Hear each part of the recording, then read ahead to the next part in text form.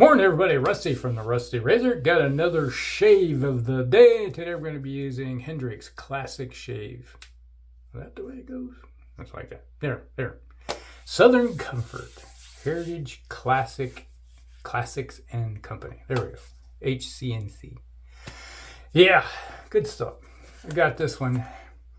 This is one I actually won from the company, and they sent me this, and then a ton of samples that go with it. And it was like, I went through all the samples and used them all and like, ooh, I like this one, and not so much this one. It's like, but I got a list of ones I want to get, so good stuff. And also got the splash to go with it. It was like I was looking at this and I was like, you know, right at the bottom in the fine print, it does say Southern Comfort on there. I was like, it took me a while. It was like first time, like, what is it? It's like Tiger's Milk. I thought I got Southern Comfort. But then it's like really small print. Needs to be big and bold. But yeah, we got the third use of the Gillette Wilkinson sword blades with the Merkur 34C. Brain's all discombobulated today, right? Like, just to let you know, there is a affiliate link down below to the razor company. So if you need anything, click on the link and that goes towards giveaways. Yep, there we go. So, how's your day going? Mine's like, yeah, I'm tired. Man, last night, it's like sitting there at my desk, finishing up the night, doing some stuff, painting some stuff at my desk, and I'm like, I am tired. My brain's just starting to turn jello. I can't focus. I'm going to go to bed. I go to bed. You'd think that nodding off almost like while I was doing my work, I was like, okay, and it's like almost 3 in the morning. I'd fall asleep immediately. No.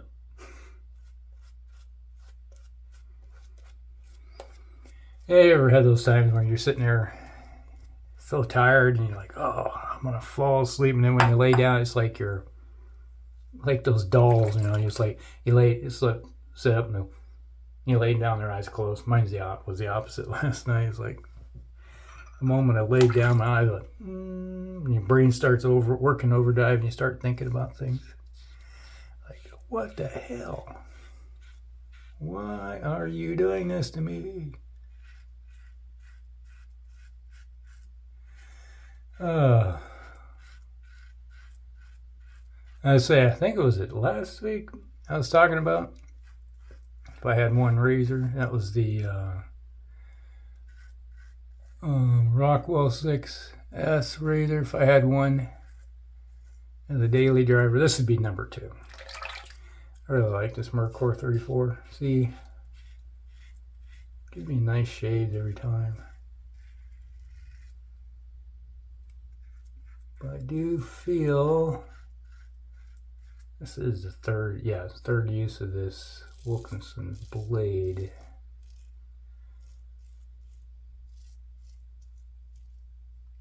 Almost feeling like this is going to be the last one of this one.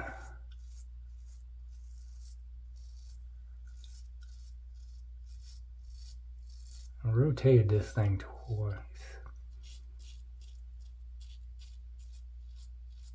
One side seems to be a little more rough than the other.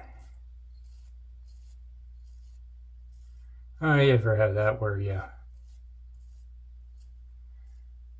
use a blade and suddenly it's feeling a little off?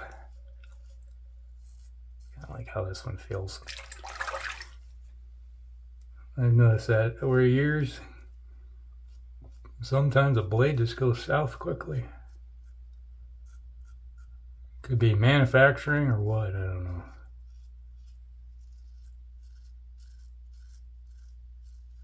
One side is good. This side here I'm using is like not so much. This side feels good. I'd say on this side I could easily get 4, maybe 5 shaves out of it the way it's feeling. The other side, no, I don't think so.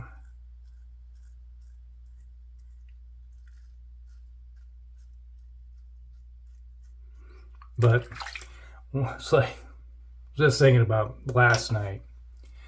Lay down, what starts going through my head is weapons procurement. Yeah.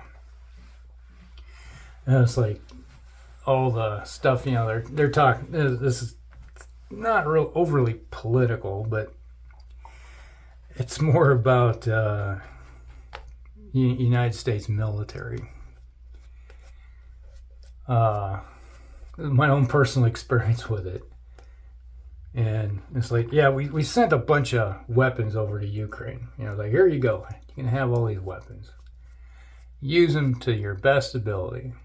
And a lot of people think, you know, like, oh, geez, you know, we're giving them all these weapons and everything. And like this war. Yeah, you know, they got invaded. You know, it's like, okay. But my perspective on this comes from being in the military. And way back in the day, when I was an officer in the Cav, we had my former commander, who ended up becoming the Adjutant General of the state of Iowa, as a captain. When he was a captain, I was a lieutenant. And so he was my troop commander when I first got in. It wasn't very long he was my troop commander, but you know, he was transitioning to be the I think it was S1. Got promoted to major. So he took over a lot of the jobs. One of his jobs was at forward, like if you're going like at an AT someplace, annual training, or you're going to do some training elsewhere, his job was to be forward party, advanced party, go set things up and everything. And every time he'd do that, he's like, are you free? Yeah, I'm free. And it's like, at the time I was a teacher, so I could make time easily. So, like, it was the summertime. It's like, all right, we're going to Kentucky, or going down to Fort Knox. We need you to come with me and set things up for training, because we're going to fly down there, get on a C-130, fly down to Fort Knox, and do training down there in their MCOV type thing, or we're going to Camp Ripley, or up to McCoy or something, or flying out to Gown Field, or we're going to NTC, that type of thing. Every time we'd go someplace, he's like, all right, you're free? So we'd go. And I learned a lot of stuff about how to set up advanced parties and road guys and logistics and everything.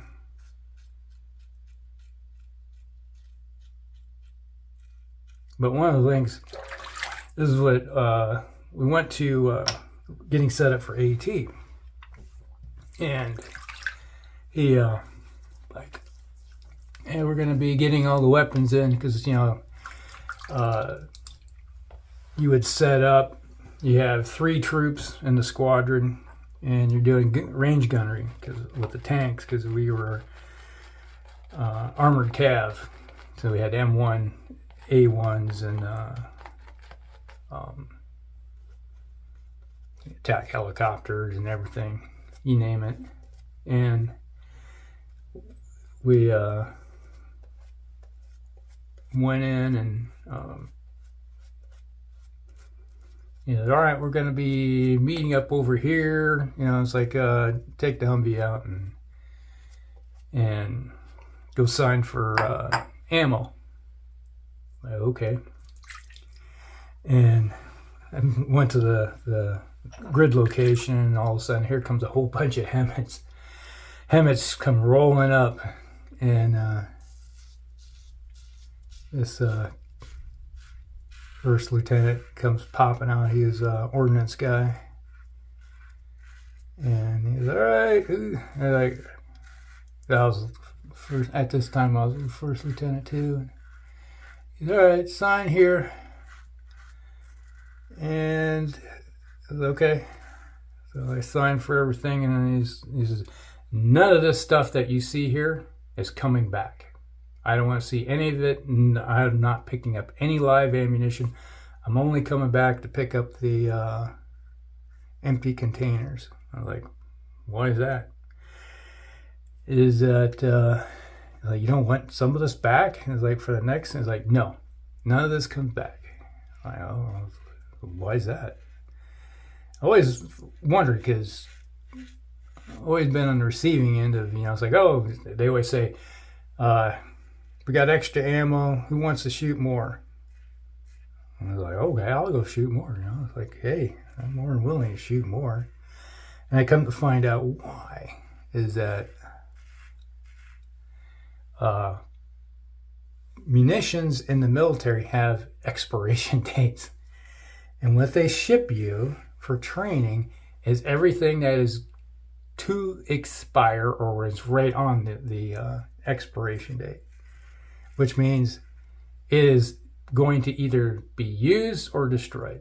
There's no ands, ifs, or buts about it. It is not coming back, as they say. Everybody thinks that, it's like, hey, you build a rocket, the rocket's going to be there for 100 years unless you use it. No. It's got a limited lifespan. So, like, when we shipped all these rockets and ammo and stuff over to Ukraine, we were giving them the stuff that was going to expire out of the military. It's like, oh, you want those rockets? Here you go. Use them. Because we were either going to use them in training ourselves or destroy them.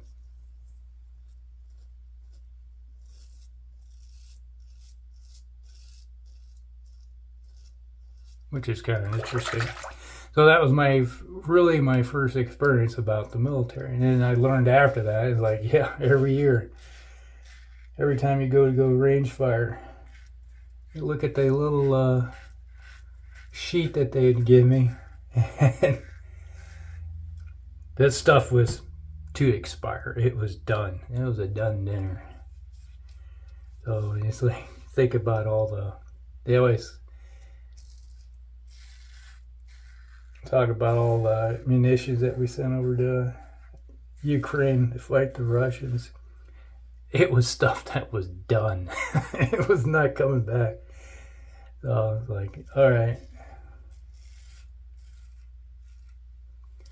And you always hear about how, the United States has sent $300 billion or $200 billion to Ukraine. No, they didn't.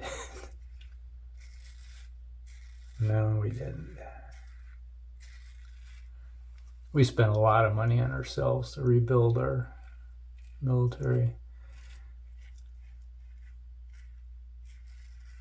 Actually, the amount of money that went over to Ukraine is, you'll get the Congressional Budget Office actual website. They list how much money is spent on Ukraine. Yeah, it's hardly anything. It's all spent on the U.S. military itself. We just actually like, hey, it's the Ukrainian budget, when actually that said budget was U.S. military budget. 180 billion. 182 billion, I think, the last I seen. But man, I think 115 billion of that went to the United States military. Because we gave them all of our towed artillery, a bunch of shells. Part of that is to build new munition plants. There's a big one being built in Texas right now. I don't know if it's up and running yet or not, but that's a big one.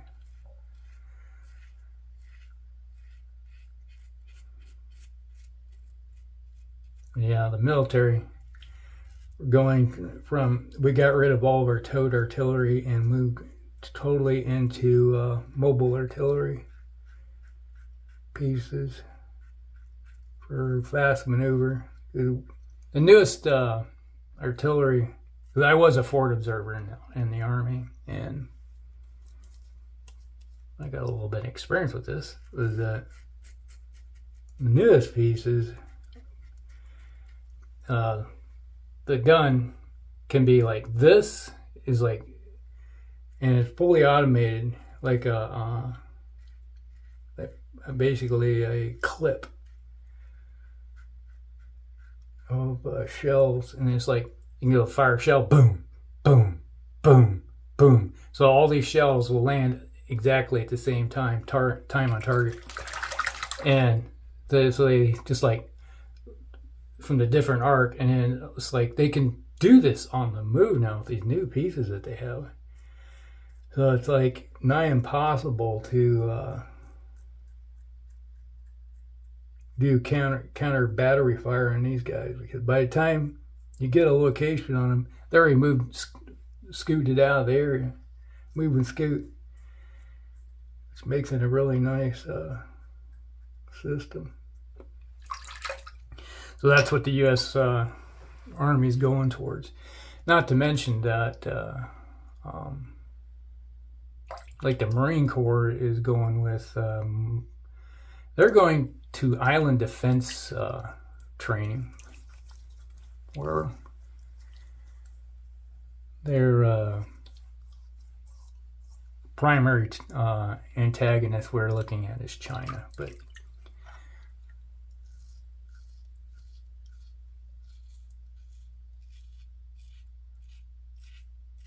so this is all the stuff I was thinking about last night when I was supposed to be sleeping.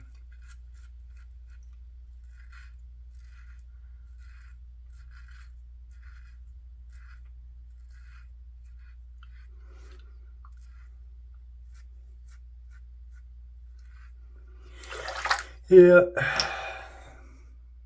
What a cluster.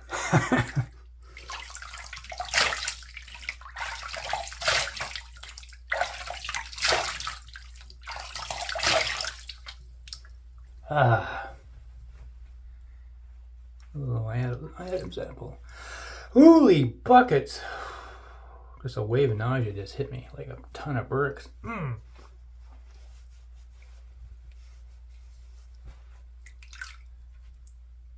I don't know what that caused, but man. Suddenly felt like I was gonna power check all of a sudden.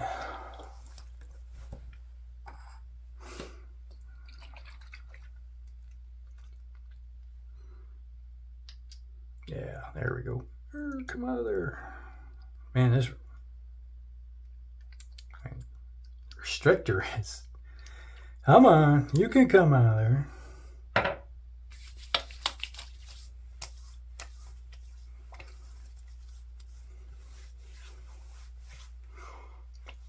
Nice scent. A lot different from the soap. The soap is more of a warmer scent versus this. This is more of a stronger scent. Nice though. Ooh. Man, what the heck? A little lotion on my face.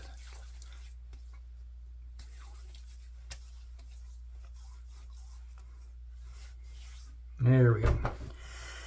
All right, the shave of the day with Barrett. There we go. Yeah, it's got that kind of a bourbon scent to it. It's got that vanilla bourbon scent coming across. The old Southern Comfort. Ooh. Wow. Ooh. Third use of the Wilkinson blades with the Merkur 34C. Nice little shave. Nice and smooth. Yeah. That's it. That's the shave of the day, everybody. Hope you guys like it. Like and subscribe. Share with your friends. And we'll see you in the next one. Rusty out.